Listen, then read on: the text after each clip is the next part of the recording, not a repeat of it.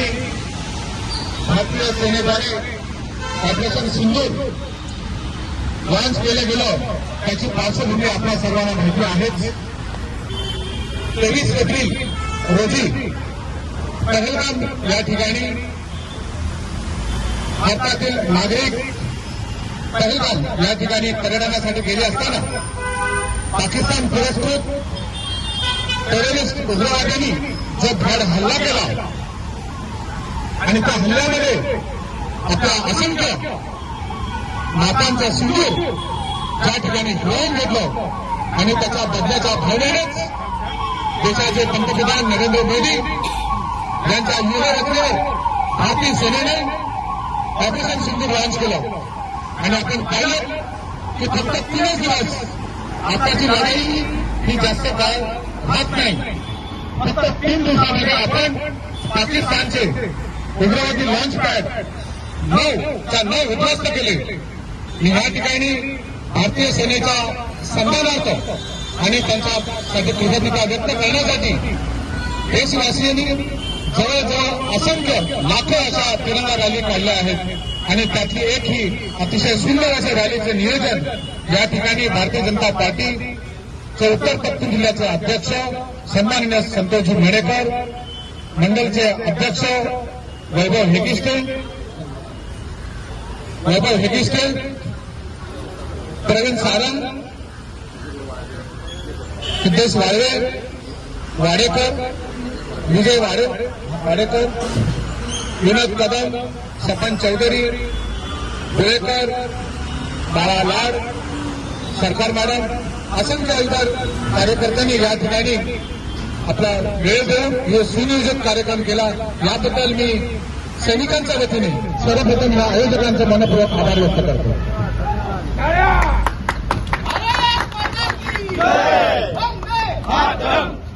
ज्या वेळेला आपल्या शत्रूने तेवढी नसलेल्या आपल्याकडे होण्याचा प्रयत्न केला त्या वेळेला भारतीय सेनेने त्यांना मिळून जबाब दिलेला आहे.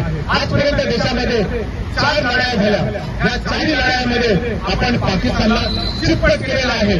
पाकिस्तान हा भित्रा देश आहे. तुम्हाला माहिती असायला पाहिजे, पाकिस्तान हा भित्रा देश आहे. ज्या वेळेला आपण त्यांच्यावरती हमला केला, अटॅक केला, आपण कधीही सुरत में अटॅक करत नाही. जब तक तुम हमें छेड़ेगा तो हम तुम्हें नहीं छोड़ेंगे, हे पंतप्रधान मोदींनी त्यांनाच दाखवलं होतं. आणि हा बदलता भारत आहे, हा बदलता देश आहे, हा कधीही कोणाचं होऊन ठेवत नाही. तुम्हाला माहिती पाहिजे, आपण देशामध्ये सर्वात अव्वल आमची सेना आहे. आणि आपण माहिती आहे की याच्यापूर्वी कधीही ज्याच्या वेळेला आम्ही हत्यार खरेदी केले देशांनी, ती स्वीडन असले, ब्राझील असले, इस्रायल असले, या ठिकाणची आपण हत्यारं ब्रह्मोससाठी परचेस केलेली आहेत. पण आता हा देश स्वावलंबी झालेला आहे. आणि ह्या लढाई दाखवून दिलं की आपली स्वतःची सेल्फ मेड हत्यारं हे पाकिस्तानवरती भारी चाललेली आहेत. आणि म्हणूनच हायपरसोनिक मिसाईल आता चायना, हे कुरघोडीत जाणारा चायना हे नेहमी कुठल्यासारखा पाकिस्तान देशाला मदत करते. आणि जेव्हा पाकिस्तान ह्या कुरघोड्या करेल तेव्हा देश त्यांच्यावरती तुटून पडेल. आणि ज्या वेळेला तुम्हाला एक टेक्निकल गोष्ट माहिती असायला पाहिजे, पाकिस्तानने आपल्याला ब्लॅकमेल करण्याची काही संधी सोडलेली नाही की आम्ही न्यूक्लिअर वेपन आहे त्याचा यूज करू.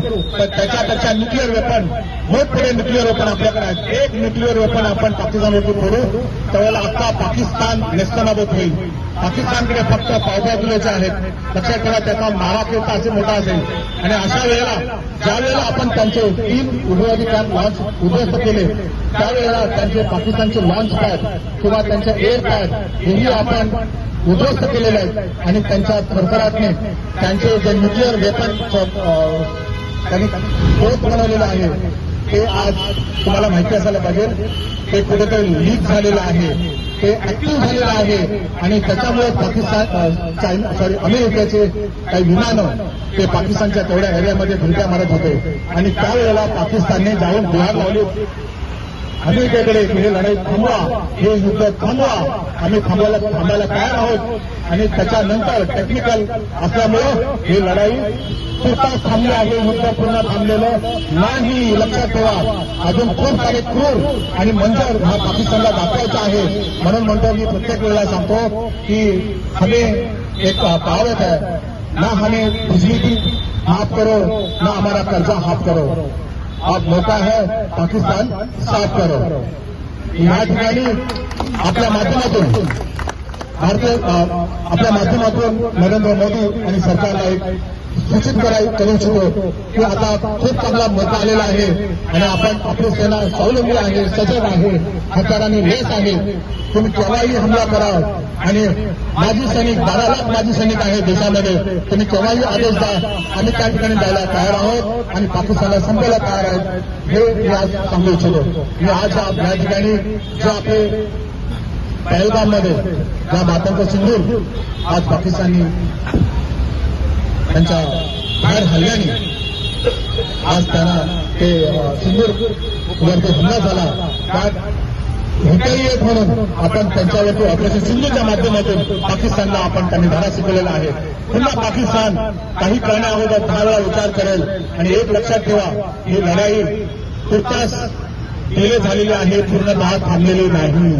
ज्या ज्या वेळेला पाकिस्तान टेररिस्ट कोणत्याही प्रकारचा हल्ला देशावर करेल त्यावेळेला तो युद्धामध्ये सामील होईल आणि पुन्हा युद्ध सुरू होईल.